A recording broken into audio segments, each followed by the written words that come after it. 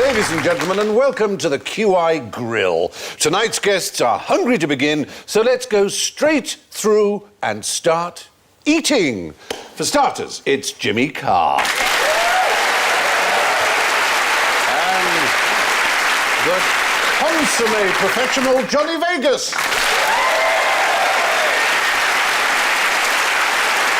A substantial main course, Phil Jupitus. And, of course, a sweet little pudding, Alan Davis.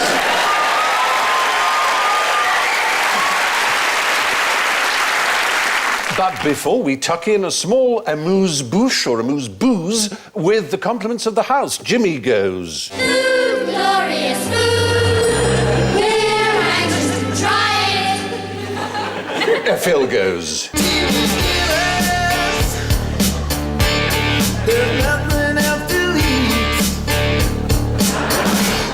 And Johnny goes... Spam, spam, spam, spam, spam, spam, spam, spam, spam, spam, spam, spam, spam, spam, spam, And I trample 9 women to get to the bar. Thank you. And Alan goes... Rabbit, rabbit, rabbit, rabbit, rabbit, yeah, rabbit, rabbit, money, jabba rabbit. Oh, but what's that smell? Sorry. It's not you. It's an elephant. Money, jabba rabbit. There's an elephant in the room. Well, there will be one coming up on the menu sometime tonight, and of course, it's bonuses if you catch my eye. Now, let's move on. What happens in the rhubarb triangle? I don't think I'm even allowed to call it the rhubarb triangle anymore. Aren't you? No, apparently that wasn't custard, that was some sort of yeast infection. Oh.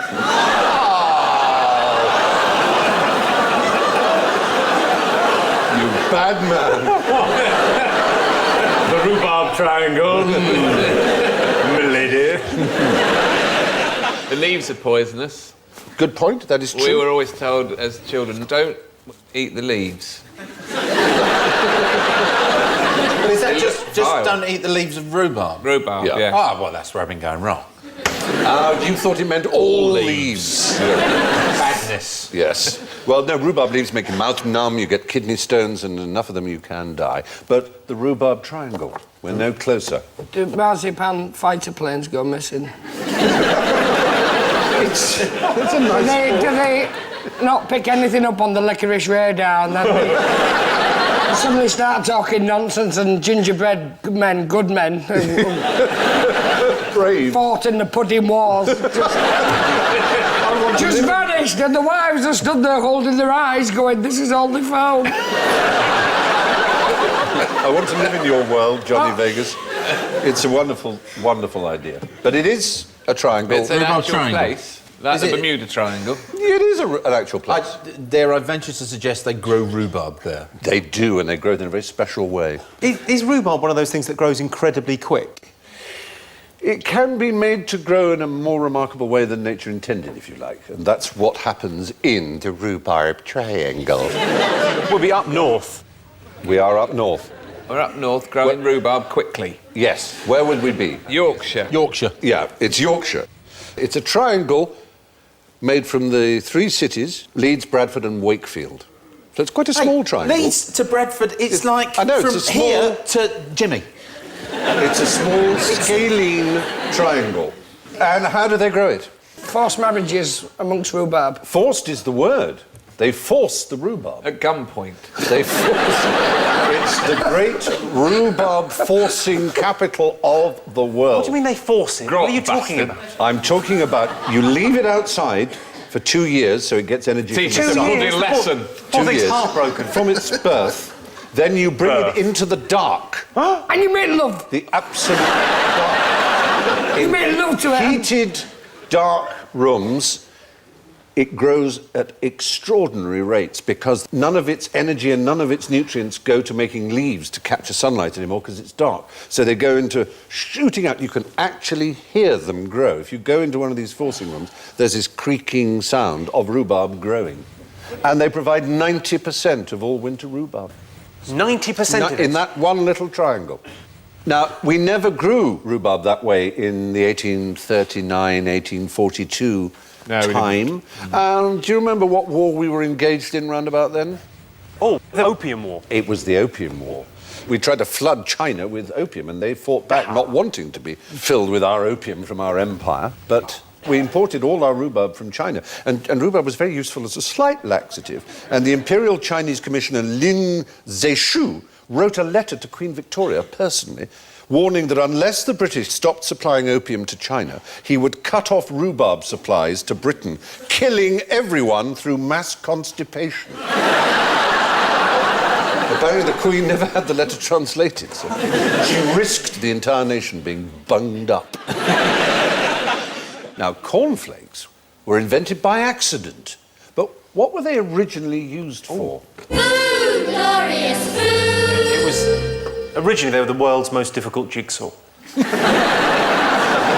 the original... It was for putting in mattresses for monks as an anti-masturbation sound trigger device. Johnny Vegas! Take some points. You're joking? It's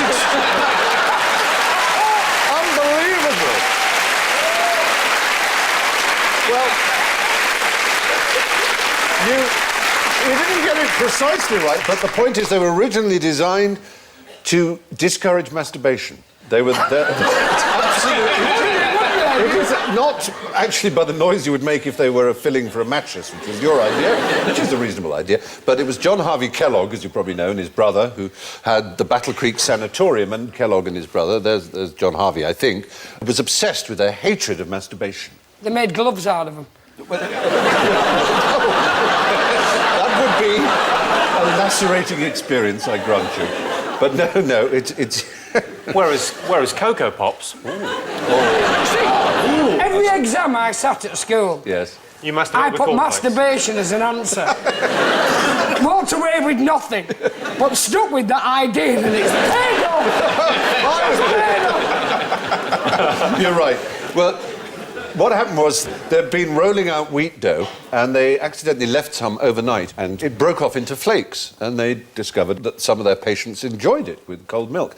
And Kellogg was convinced that cereals taken in huge quantities would somehow act against the libido and stop the deleterious practice of masturbation, which he thought caused acne, extreme mental and physical debility, heart disease, atrophy of the testes, dimness of vision, epilepsy, insanity, and short-sightedness. If I have Cocoa Pops, I'll run out and shag a hole in the wall. They don't put that on the packet, do they? No. That's never been their marketing policy. Cocoa Pops. No, this might get you excited too, but Kellogg also advocated enemas. Oh! Yeah. Visitors to his sanatorium Battle Creek would follow a water enema with a yoghurt enema. A pint of yoghurt, half of which would be taken orally and half anally. Well, you want to sort out which is which. Yeah, you would. Good smoothie. Would it shift bacon round? Would it shift bacon round? It was a question. Isn't it? It was nothing. No, it was important. And Let's nothing. wait till we holiday in Paris. Yeah, all right. So there you are. The Kellogg brothers hoped that cornflakes would prevent masturbation. Now, what happens if you eat nothing but rabbit? Food, glorious food. I'd imagine eventually, if you eat enough of it, your feet become lucky. Very sweet. I like it. Any other thoughts? Yeah. You die. Why so? It's a very nothing meat. It's full of protein, but there's really very little oil and very little vitamin. Do your children kill you? Because you come home yet again and go, sorry, Fluffy's passed away. I was giving her a lovely hot bath with some onions and carrots, and she slipped off, I'm afraid. Do you have really bad nightmares that there's a compulsory purchase order on your street and you get very tense and you start going, they're coming, they're coming, and people start singing Bright Eyes, and then a bulldozer turns up and kills your nan? That's not what I've got on the card, amazingly. Nothing about nans. Phil is right. Phil has given the answer. Has he? Die. You die. The Hudson's Bay Company recorded cases of trappers dying who were feasting plentifully on rabbit. They were eating lots of it. The more they ate, in fact, the sooner they died. Why do you think that was? Were the rabbits cursed? No. No, the reason is that you use vitamins and minerals in order to digest. So the more you eat, the more of your own vitamins and minerals you're using up, which you then excrete, and so the faster you die of malnutrition. And there were many cases of these trappers dying, and all they had to have was a tiny bit of vegetables, and they would have survived. But they thought, well, we're eating rabbit, it's full of protein, as it is indeed. My dad killed my pet rabbit and fed it to me. Did he? Yeah. Perhaps he was trying to kill you, Johnny. Well, the 39 other rabbits he'd bought in. Well, I'm very sorry that your little rabbit died. No, you're not. Seems to me to explain a great deal. Now, do you remember what disease rabbits got in the 60s and 70s? Do you remember? Myxomatosis. Myxomatosis. If you ate a rabbit that was Mixy, as they used to say, what would it do to you? Go blind? No, it's actually fine. It would do no harm to a human whatsoever. Harmless. Yeah, no, it would do. If you ate enough of them, you would die. Ah, if you ate nothing but them. As long as you had peas and vegetables with them, you could eat as many as you liked. It's when you have nothing but rabbit that you die. That's the point. All right. Louis XVIII of France had the remarkable ability to tell, just by smelling a rabbit stew, which part of France the rabbit had been hunted and killed in. Was it more that he would say, this one's from Burgundy, and they go, yes? Yes. You have such an incredible ability. You may be We didn't right, find it in Alan. the field out the back at all. Yeah, I have a horrible feeling you are right. Theoretically, 2 rabbits starting a family could have 33 million offspring in just 3 years. But they don't get the benefit payouts. Nah. But do you know why that doesn't happen? 90% of all baby rabbits are eaten by predators. Who presumably die. Yes. You haven't really grasped the idea that if you eat nothing but rabbit, you die. Eating rabbit itself will not kill you. You have to eat only rabbit. Is that now we're talking clear about 20 in Are you your telling mind? me that the kestrel gets some peas and carrots? It gets other animals too. Oh, and they have the nutrients. They do. Shrew. Yeah, Lots they of do. vitamin C in a shrew. It's like basically a little furry capsule of Sunny D. That's good vitamin E eating. Well, they eat the whole shrew, so they're getting everything In- the shrew in rabbit. eats, which is a lot of grass. Shrews only eat rabbits. No, they do. Now, you're picking on me and I won't have it. When did rabbits arrive in Britain? Tuesday. Do you remember what year it was? 3,000 years ago. No. Tuesday morning. Right. Slam, slam, slam, slam. There's an elephant in this question.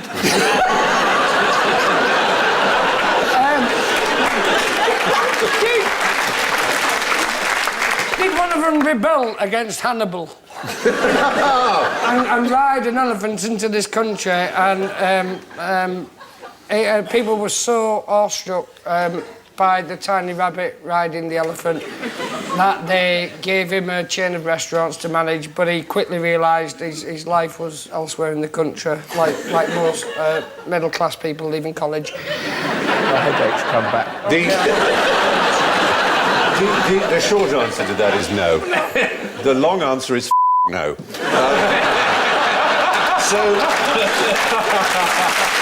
It's... in fact, rabbits were introduced into this country by the Normans, probably in the 12th century, so not even immediately at the Battle of Hastings, but a bit later. Hello, And these are the Britons, these are the rabbits, these are the Britons. Was it like that? Quite formal? Not so much the Britons as the Saxons, I suppose. But, they were introduced. They were introduced formally, though. In French. Did the Britons initially find them standoffish and judgmental?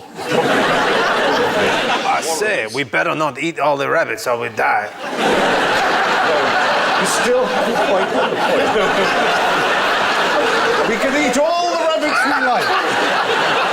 Oh, we better have some peas and carrots. Thank you. Thank you. Finally, everybody's got the point. But the extraordinary thing about the introduction of rabbits into Britain was that they were kept in these warrens, which were run by people Elephants! called warreners, and they didn't go wild into the British countryside until the 19th century. For Thursday, the 19th century, exactly. So there were 600 years between the introduction of rabbits into Britain and they becoming essentially a wild animal seen all over our fields, which is rather astonishing. Well, I think we may have exhausted our rabbit subject, and I've enjoyed it very much. But the point is this. If you eat nothing but rabbit, you die. Now to the vegetarian option. Macadamia nuts are not picked from trees, but are collected from the ground, where they've been dropping onto the ground, you see. So now, what kind of dropping would you search for the tasty and nutritious mongongo nut in? Food, glorious food. I don't know, but macadamia sounds like a Scottish university. Very good. Clever. Macadamia. Yeah, absolutely. Where would you find a mongongo nut? In the In Congo. Africa, I would say. In Africa. I'm going Africa. Yeah. Are they in monkey poo? No, they're not in monkey Are they in poo. something's business, though? They are found in something. Yes!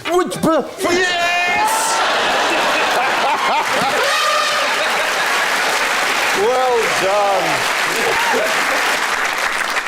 I suspect the point will be shared between you. You're absolutely right. Elephant dung is full of nuts. It is, and it takes a week for them to pass through their bodies. Oh, imagine that. Oh. Yeah, and it's there it is. See a fried You know, like the mouse isn't about to sing. Yes. Right. Very good. Well, the fact is, yes, they do go through the elephant system, where they remain intact, and they are then gathered. Who as you first see. gathered that nut? I've no idea. I guess they saw it drying in the dung. So, do we know what they taste like? Do we? The mongongo nuts, yes. They're like a macadamia. They're a bit more like a cashew, apparently. But they're related to the macadamia. I nut. am in. cashews. I would love to serve that at Christmas, just a big pile of elephant poo. And watch the family work Dig their way in. through it going, don't spoil your dinner.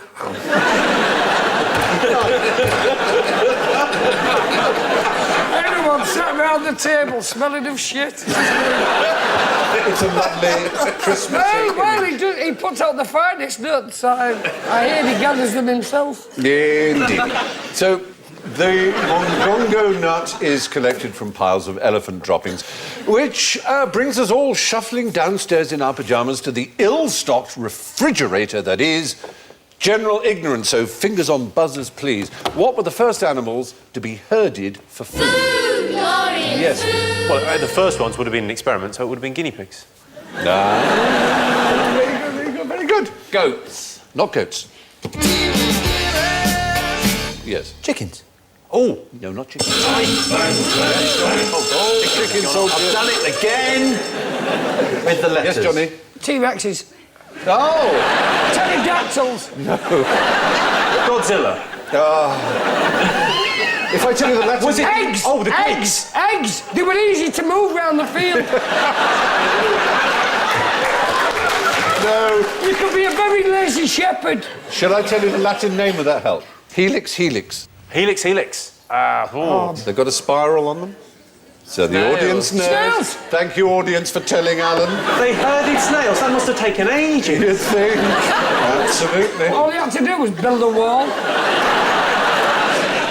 Snail farming seems to date back to 10,700 BC. The earliest things archaeologists have ever found that we appeared to farm.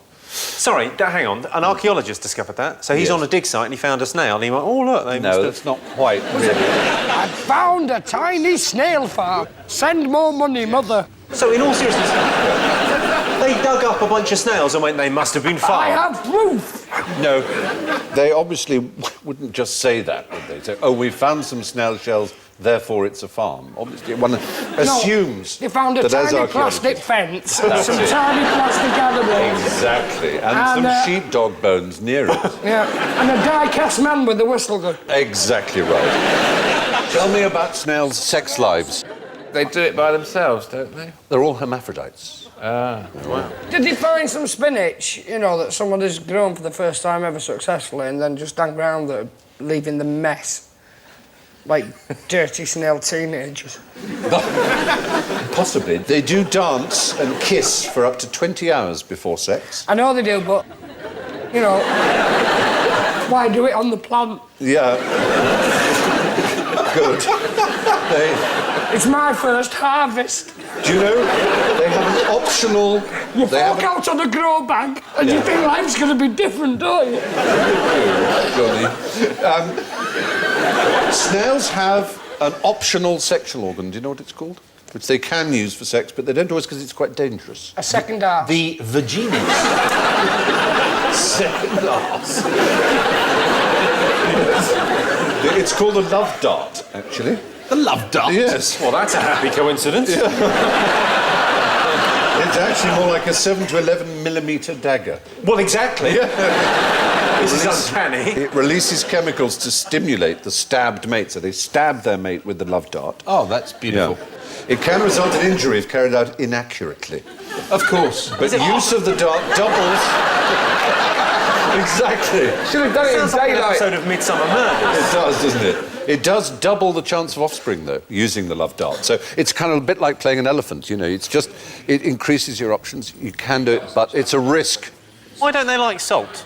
I don't know. It does something to their slimy bits, doesn't it? You salt a snail or a slug, and it'll... Yeah.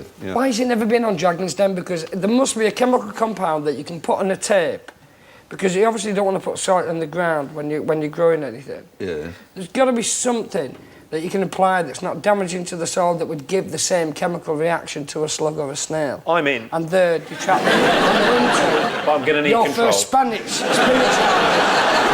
Yeah. I will give you £1 for 100% of the equity. Of that brilliant idea. It's salt on sellotape. Yes. I'll take that £1. Live the dream. Let's never look back. Oh, dear. They might blow away. We should have used double-sided. Yes, snails seem to have been the first animals to be herded for food, which is enough to make one feel quite ill. So, what causes stomach ulcers? Slam, slam, slam, slam. God, I went for this test. It's not the lining of the walls, it's an overactive certain bacteria. You're absolutely right. It is a shit. bacteria. It is. Yeah. It's called Helicobacter pylori. And it's like a volcano, like a fire, and if you take No, Gaviscon... that's the Gaviscon. It flushes down and lots of little men with brushes come into your tummy and clean up.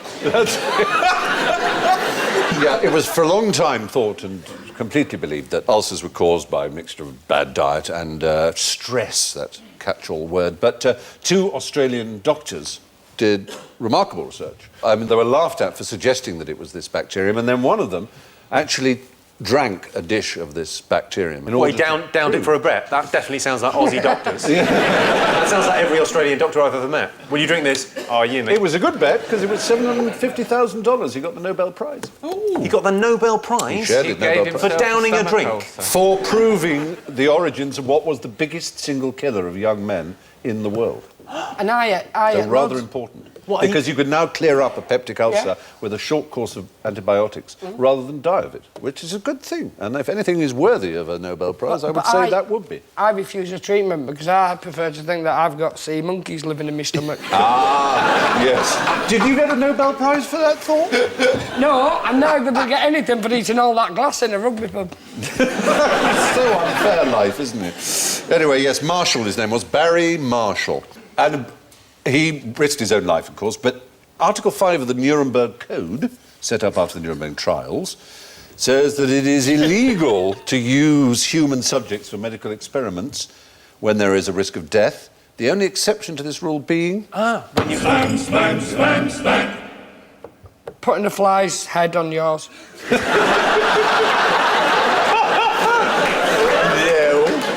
It makes your wife very nervous. And she's got to go out in the garden and find the little bit. Absolutely. It's if you do it on yourself. If you do it on yourself, you are allowed to do it on yourself. And there's been some So, famous sorry, ones. when the guy downed this thing and he went, this is definitely going to cause a massive ulcer, he got a massive ulcer, and did they find the cure immediately? Or did his mate go, I'll work on that? No. I will be right with you. They knew that a bacterium could be cured by antibiotics. Or you send off for some female sea monkeys and they just calm down. Werner Forssmann was another one who experimented on himself. He's the first person to insert a catheter into somebody's heart, his own heart. He inserted the tube through his arm into his heart, walked into the X-ray department, took a picture to prove what he'd done. It lost him his job, but he won the 1956 Nobel Prize for Medicine. There's a theme emerging. Oh, did he take that back to his employer? £750,000, that Who prize sacks a is. man for that? Oh, not you again. He was working You're at the one with the the yogurt in his ass. Enough already. Bacteria are the cause of stomach ulcers, as Nobel Prize winner Barry Marshall proved by deliberately infecting himself with them. Now, which green vegetable has 10 times more iron than average? Oh, I don't know, but you have to eat it if you're having rabbit. Very true. Do you know that? Very true. Goes well with rabbit. Any other thoughts? Spinach! Oh, hard luck. Broccoli.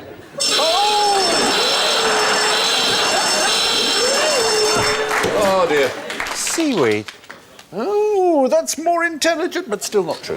I call it a vegetable because it is, strictly speaking, a vegetable rather than an animal or mineral, but it's better known as a culinary Parsley. addition. Chili. Like parsley. What's parsley?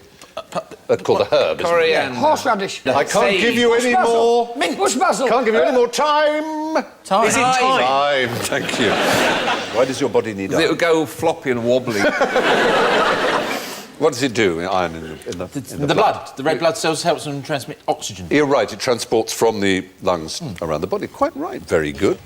If you ate 3.5 ounces of ground thyme, you'd consume over 600% of your recommended daily allowance. Does that mean you could then eat rabbit for 6 days? Probably would, yes. I would worth let you thinking about do then, that. Yeah, I'd let you do that. And so, unless anyone would like a coffee or liqueur, it is time to split the tab. And what do we find? Well, in first place, getting Michelin stars, would you believe? It's Alan Davis with -2. Well, our sous chef with -3 points is Johnny Vegas. And barely scraping a GCSE in home economics with -6 points is Jimmy Carr.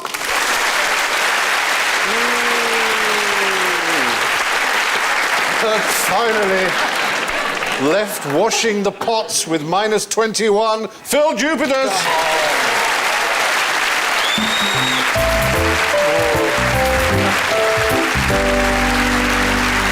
Well, that's it from Jimmy, Johnny, Phil, Alan and me, and from Dick Cavett, who tells us, I eat at this German-Chinese restaurant and the food is delicious. The only problem is that half an hour later, you're hungry for power. Good night.